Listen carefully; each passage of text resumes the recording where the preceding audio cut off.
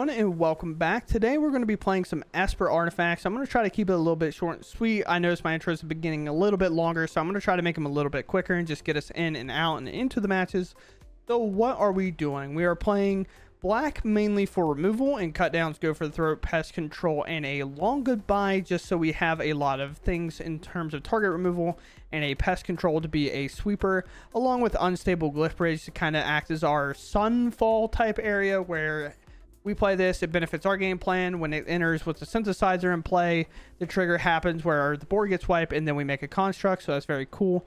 We're going to interact with our opponent ever so slightly with three steps ahead. This can also be used as an additional copy of any of the artifacts that we control, as we can copy them, we can counter a thing and make a copy or draw cards. It's just overall a very useful card. We have the foundries for recursion, and then we all revolve around the synthesizer. Synthesizer enters the battlefield, scries 2. An artifact that enters with mana value 3 or greater makes a construct, and that construct size is equal to the amount of artifacts that we control, which will be a ton by the time it's in there, especially when we have a card like Worldbreaker Helm making copies of that construct and making maps. It gets very big very fast. Worldbreaker Helm being one of the probably more underrated cards in this deck.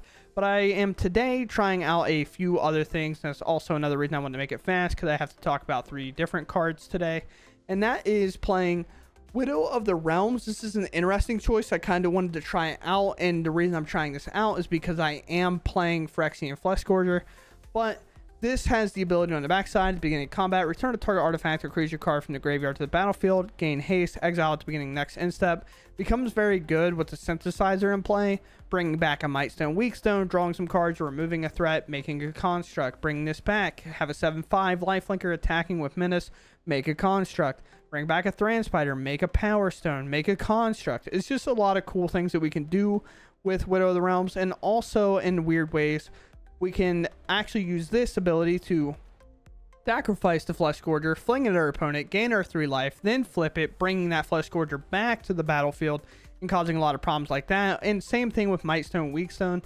We can fling it at our opponent for 5 damage, and then we can bring it back and draw those cards that we need.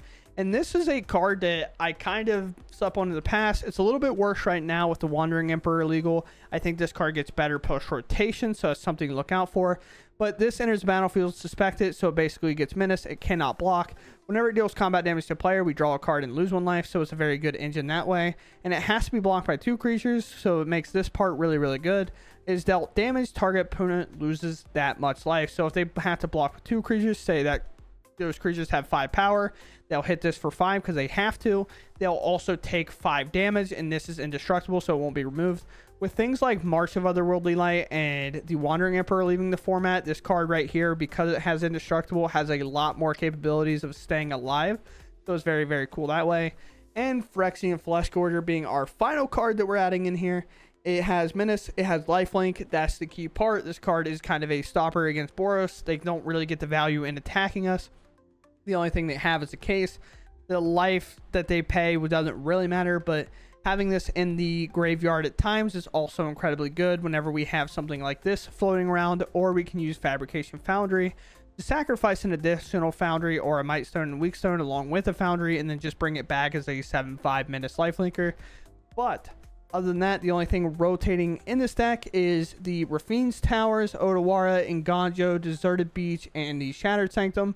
These haven't been too much of an issue in our decks coming up today. There's a lot of lands to replace. You see a 3, 2, 2, 2, and 3. So if you do want to rotation proof it right away, you can. Everything else is going to be legal post rotation. And outside of that, let's go ahead and hop into the games. If you all enjoy my content, please consider subscribing. And again, my intro is 4 minutes. I did not shorten it at all. Let's go play Magic. Yeah. I think it's fine. Seems fine. Start off with Courtyard. We just need to hit our land drops. Could go horribly wrong. Could go incredibly well. Who knows? Could miss our land drop. Could not find a mana rock. Camper? No. I'll take my 1.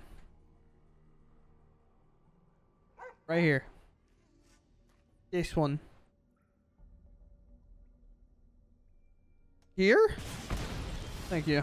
It's just like, please make a choice. Yeah, I cut down your 1 drop. No. just gonna remove every creature ever.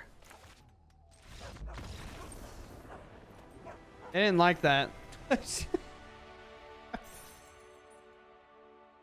See, if you just add removal to the artifact deck, it gets a lot better. Oh no, not every single one of my lands rotating. They take a maul, well, I'm going to as well, because that hand was not that great.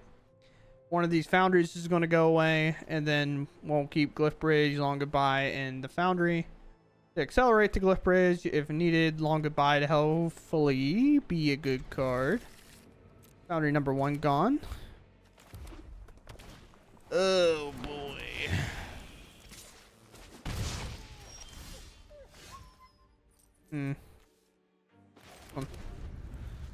Into this one, maybe. Kind of depends on what the board is, whether I need to use Long Goodbye or not. Because this getting me there is going to be super sick. Playing around Cut Down, I think. Interesting. Interesting time to play with fire, to be honest. To the bottom it goes. They did maul, so if you're wondering why their hand's so small. At this point, I'm just going to hold, because playing this necessarily doesn't get me there that much quicker than holding this Long Goodbye and killing like a slick shot here will. It'll save me way more. Also, like getting to this with just a Phoenix Chick in play is just not going to do much. Pop this. I feel much better about that. Now they're at 2 cards in hand. I'm going to take 1 damage. Accelerating's not the worst. Update. I'm not even sure I'm going to do that. I'm going to play a Synthesizer. Phyrexian Flesh Gorger seems pretty good, and it is castable, and Mightstone and Weakstone seems good after that, because next turn we can play the Foundry, because we'll play land, use both these colorless, play a Foundry, play a Flesh Gorger, and make 2 formidable creatures here. So we're going to use a... I'm going to end up taking damage somehow. It doesn't really matter. Does kind of suck, but is what it is. Now I have a 4/4, which does pretty good things. I have a 3/3 lifelinker, which does some pretty good things. I have Mightstone and Weakstone coming in to either draw me cards, make more threats, kind of yada yada yada. They could play another Godric here, attack. Godric would get flying, but then I kind of equal out to Godric with the Flesh Gorger. My 4/4 is pretty strong. Looks like we have a... Ooh, looks like we have a Monster Shrage here. I want to make sure everything goes. So let's do this. I want Flesh Gorger to have the most chance of surviving here. As long as it makes contact, I feel pretty confident. They lightning strike it, okay. I'm not even sure I would let it block. I guess they were trying to get this to happen. Sure, I suppose.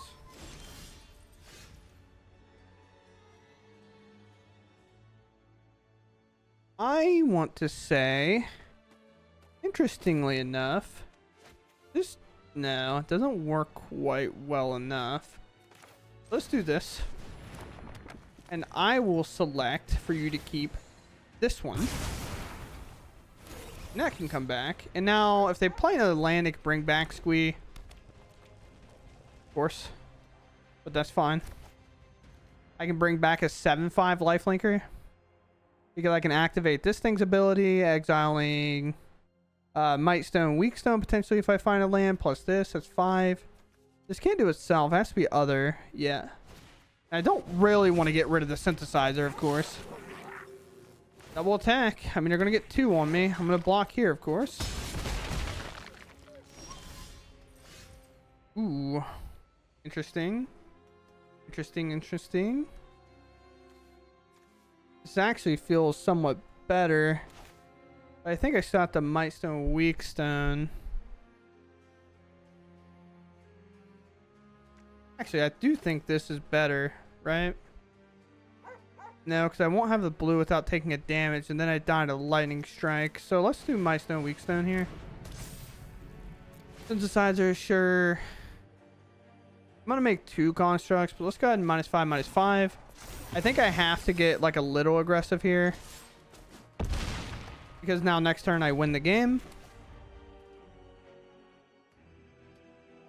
Of course, I'll throw my block. Witch Stalker Frenzy doesn't get there, but Witch Stalker plus Monster Trades kind of does.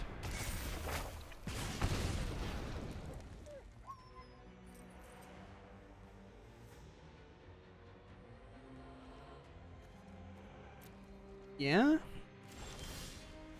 Interestingly enough.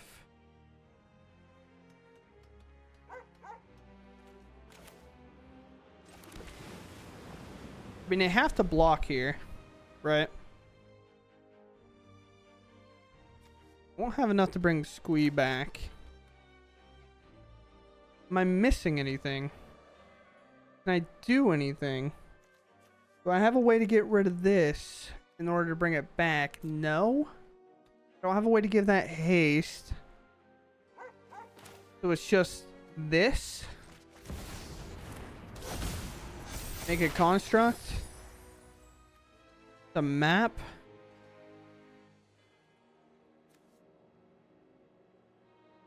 It doesn't work necessarily, right? These ones? Actually, I think I have it. Weirdly enough.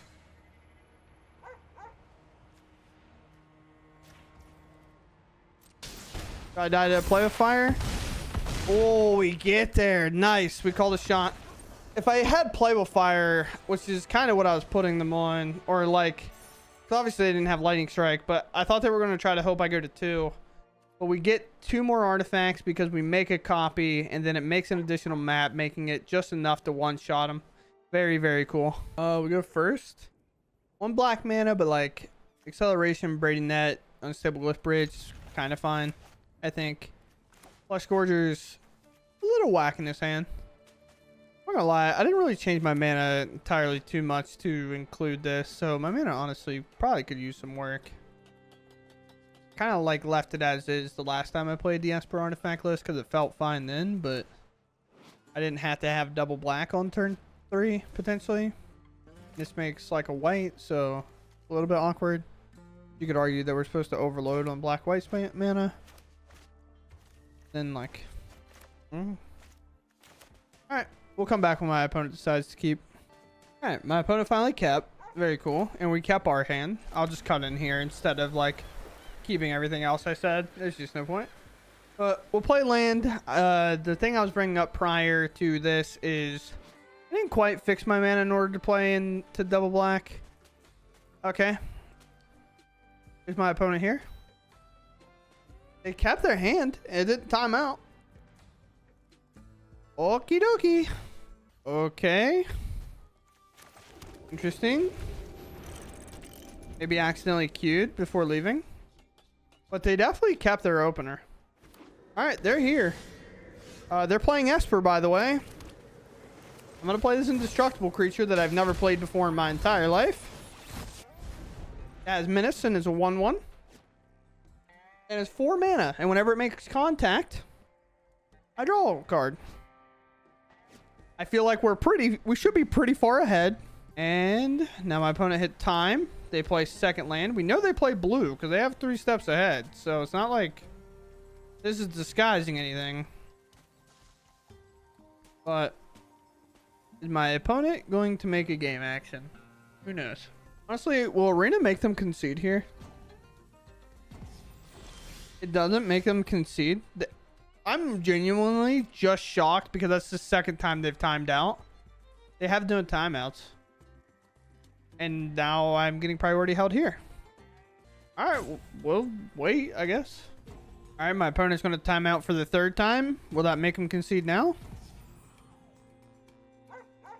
We're on turn 3 and 3 timeouts isn't a concession, even though they have no timeouts. That's interesting, I guess. I'm actually kind of shocked by that. I figured it'd make him concede, but okay. Here's a Flesh Gorger. Had to play this land because this obviously would come in untapped, or it would come in tapped and I wouldn't be able to cast this. But you could argue I play Braiding Net, but I think our opponent's not here, so I'm want to just sit here, I guess. Okay. After the 4th timeout. How many more timeouts do we need, chat? That's 4. And the game's still allowing them to stay. That is wild. And then we're getting stop at combat. Holy cow. I'm not even, like, this person is clearly not here. Like, Arena, let me go. Please. Alright, I guess once they time out again, we'll see if it concedes. I have no idea. Alright, we learned, chat. After 5 timeouts, and for 2 turn cycles of their turn getting passed, and them stopping us at combat, the second time that happens, it will concede. Go first, no blue mana, but like idealistically, it's kind of something we want to see. We have 3 mana rocks, play 25 lands, so we should be able to find one in 2 draws. Should, because we're in theory playing more lands than you would think. Yeah, we find one. Diversify. Stay that way. They could have no more lies. Force them to have it, I guess. Oh. Interesting. You know what card I'm actually kind of excited for it to get, like, better? This guy, because it's so soft to Wandering Emperor, but like we're pretty solid the next turn. I'm gonna play this. I'm gonna slam it, to be honest. They didn't have a counter spell before, and they don't have one. Like, they don't have the extra blue for the 3 steps ahead. Neither do I, but that's not important right now. But yeah, like, Wandering Emperor is going to be so good here that it's going to be kind of annoying that if it gets exiled, but like post rotation, we don't have to worry about it. And like, this right here just screams it to me. All right, go to combat. These ones. Who would have thought? No counter spell open, so sure. This guy is going to be the one that gets exiled. During my travels. Let me show you. Maybe. What?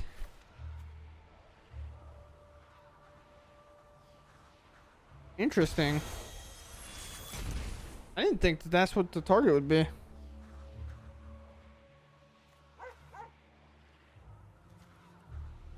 I guess. My judgment is. I thought this thing was going to be the thing that got hit, but sure. If I can keep my 3 steps ahead next turn, that'd be great. But I feel like a Sunfall might come in, which will be quite devastating, but sure. They plus there. Strike fast and strike hard.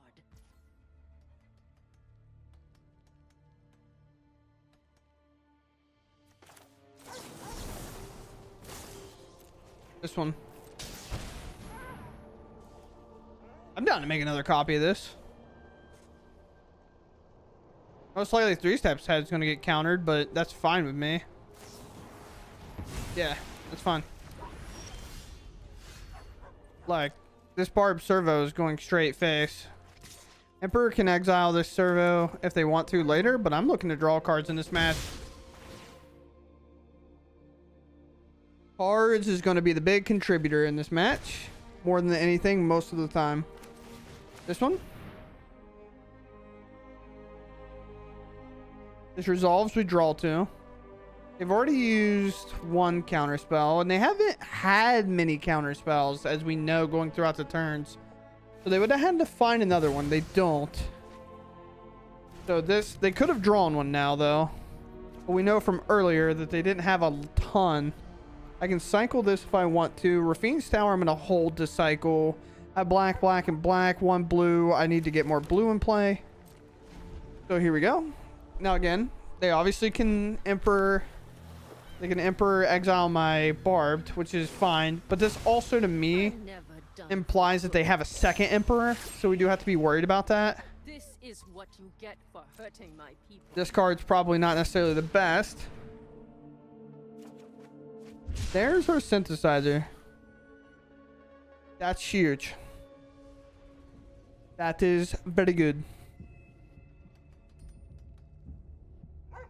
I mean, if there's a card they're going to counter, it's going to be this. But if it's only a No More Lies, I feel pretty confident. They do have a Field of Ruin online. So they could technically, once that, whatever I scry, they could Field of Ruin, shuffle it away. I'm not upset with Foundry because I'm going to play a Mightstone Weakstone here, and then I could sack my Mightstone Weakstone and then bring it back. But I can also do it off of this, which is quite interesting.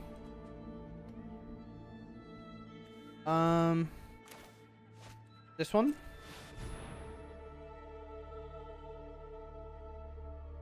Now this could get hit with No More Lies, of course. But we're going to make a construct. If they don't, they could have March. You didn't counter my synthesizer? Interesting. My opponent loves the game. That's an interesting call. I kind of felt like it was soft if synthesizer stayed in play, but there could be a farewell, I guess. Yeah, they have the March. Another card rotating, by the way. So far, the biggest detriments to our deck have been the cards that are rotating. Like counter spells, whatever. There will always be a counter spell. But synthesizer? Or not synthesizer? Fabricator? Now, this is an exile, so that does not work. 5.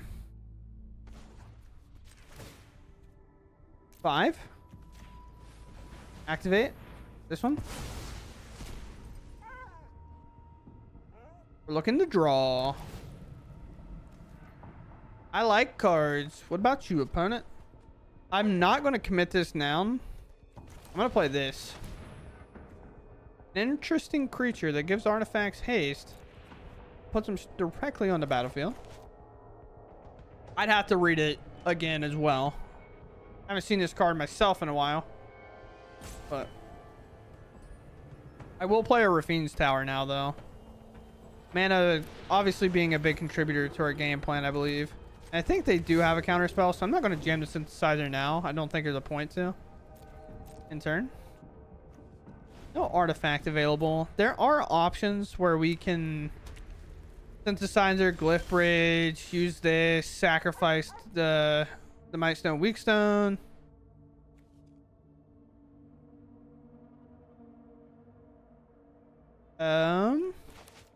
Close this mana. Activate here. Target you. This.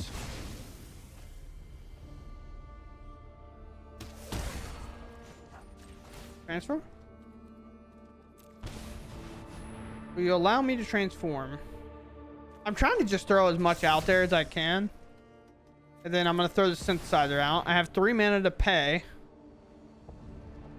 If it's just a hard counter spell, I can bring synthesizer back and just scry some. Because this is pre-combat. At the beginning of combat, return a target artifact or creature card. They counter and they draw. Sure. 1 blue, a white, and a Field of Ruin. We're working our way through their counter spells, which is how this matchup typically goes. Next. I could bring back the synthesizer and scry 2, but I think I'd much rather just draw 2, right?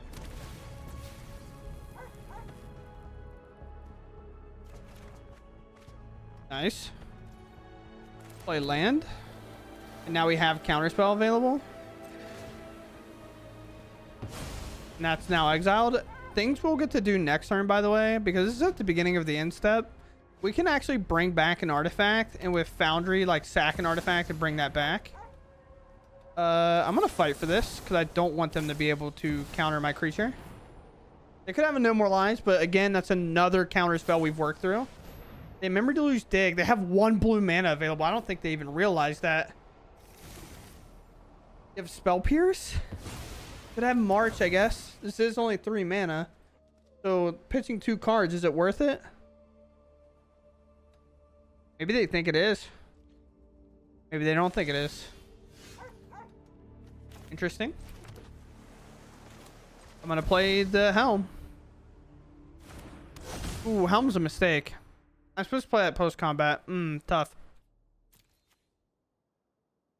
Cause this exiles, right? Now I'm kind of annoyed.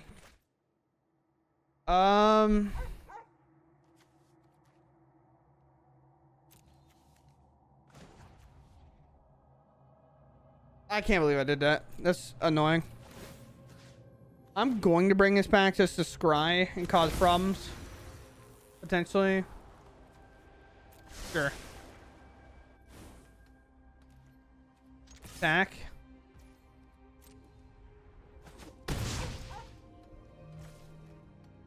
Yeah. This card's a little tough having in hand. I should have played Synthesizer and then played this Aster. I would have made a token, then I could have made a copy of the token. Now, to think they don't have a Sunfall at some point here is pretty unrealistic. Will they ever use their field room, by the way? It's also an artifact on the front side. Ooh.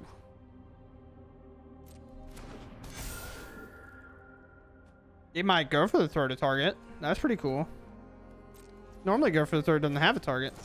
I'll fire it off here. I have 5 mana. So like go for the third and stuff should be available here.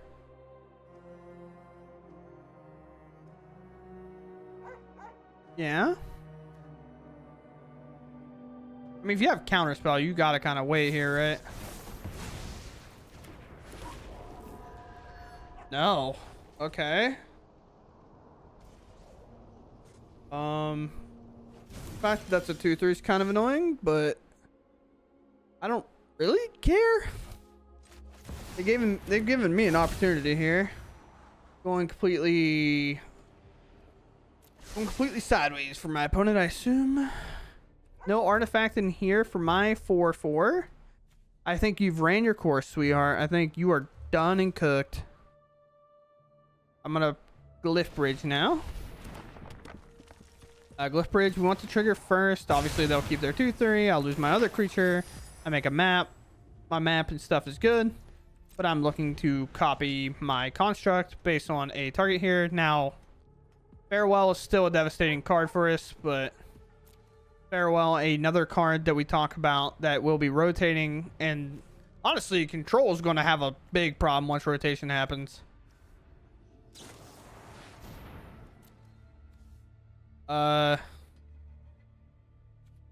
I suppose so. That's gone. But like, let's talk about cards that they've had. March, devastating. Emperor, kind of like okay. Memory Deluge, very good. Not temporary lockdown, but like a lot of their cards just in general have been pretty solid.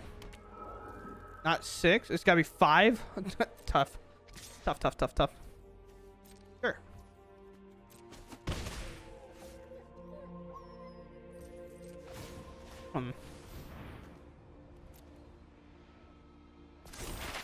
That's another one. I have 2 7/7s. I would like for them to get active. Emperor could be online. We know that.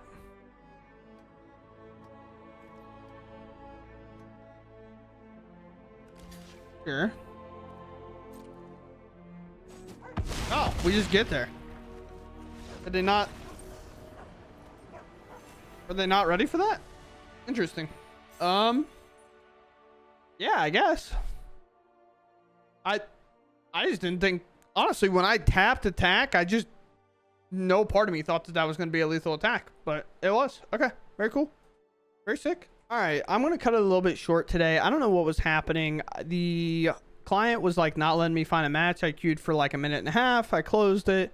I queued for a minute and a half again. I closed the client and I queued for like a minute and a half again, which is not like normal for standard best of 1 queue times. So I don't really have a whole lot of time to do it. It's about 2 a.m. my time, and I still have to edit this and get the thumbnail made and get it uploaded and everything like that for tomorrow or today, I guess, if you want to call it that. So I have to kind of call it. But we are playing Esper again for the extra removal mainly. So we get the cut downs, we get to go for the throats, which is really nice. We know what these are good against, and a long goodbye because I just like having an uncounterable one. And 2 pest controls for all those kind of on the ground aggro-y type matchups like Convoke, Mono Red. Sometimes it's fine value, and against other decks we can just cycle it away, and this is just a 2-mana draw card for us in those matchups, which does work incredibly well with like a Mightstone, Weakstone.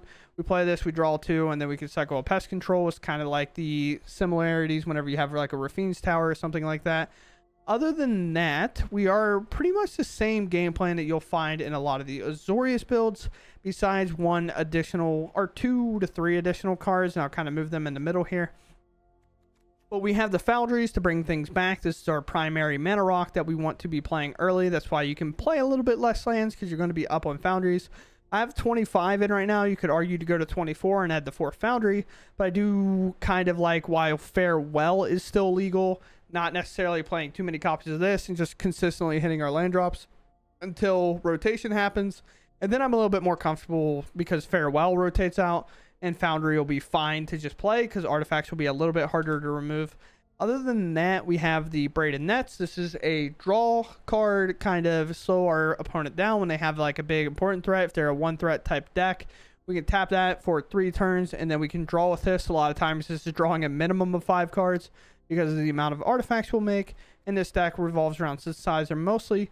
But the final couple cards that I want to talk about in the outro is the Flesh Gorger. We talk about how Mono Red's pretty tough. We talk about how Boros is pretty tough. Playing this on turn 3 buys a ton of time, especially if we're able to get a Synthesizer in play and then play this on turn 3. So now we make like a 4/4 construct, and this will be in play, and it's now a 3/3 lifelinker that has Menace and Ward, and it's just like kind of awkward to remove. And then in the late game, there are options with the Fabrication Foundry that would say we sacrifice Mightstone, Weakstone, and say we have an extra Foundry in play that we don't necessarily care about.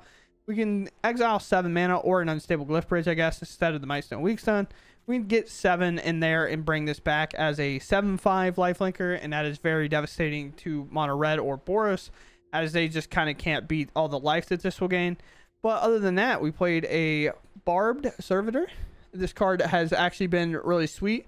I think this card will also get better rotation because Wandering Emperor won't be there to exile this, neither will March.